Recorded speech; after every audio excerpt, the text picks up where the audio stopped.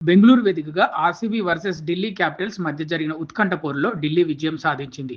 మొదట బ్యాటింగ్ చేసిన బెంగళూరు నిర్ణీత 20 ఓవర్లలో 175 పరుగులు చేసింది.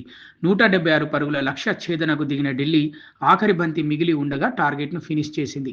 ఐపీఎల్ 2026లో defending champion Royal Challengers Bengaluru రెండో ఓటమిని నమోదు చేసింది. ఉత్కంఠభరితంగా సాగిన మ్యాచ్లో ఆర్సీబీపై ఢిల్లీ క్యాపిటల్స్ 6 వికెట్ల తేడాతో గెలిచింది.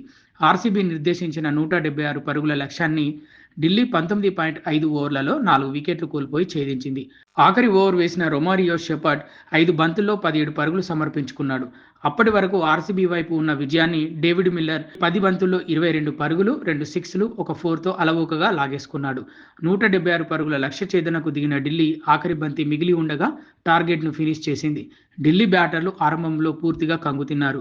పతం నిస్సంక 1 పరుగు, కరుణ్ నాయర్ 5 పరుగులు, సమీర్ రిజ్వీ 2 పరుగులతో ఇలా టాప్ ఆర్డర్ మొత్తం విఫలమైంది. భువనేశ్వర్ దెబ్బకు ఢిల్లీ బ్యాటర్లు విలవిలలాడిపోయారు. ఇక కేఎల్ రాహుల్, ట్రిస్టన్ స్టబ్స్ కలిసి స్కోర్ బోర్డును నడిపించారు. కేఎల్ రాహుల్ 34 బంతుల్లో 57 పరుగులు సాధించగా స్టబ్స్ 47 బంతుల్లో 60 పరుగులు బాదాడు. వీరిద్దరూ 4వ వికెట్కు 69 పరుగుల పార్ట్నర్షిప్ను నమోదు చేశారు. చివర్లో డేవిడ్ మిల్లర్ 22 పరుగులు వేగంగా చేసి జట్టుకు థ్రిల్లింగ్ విక్టరీ అందించాడు.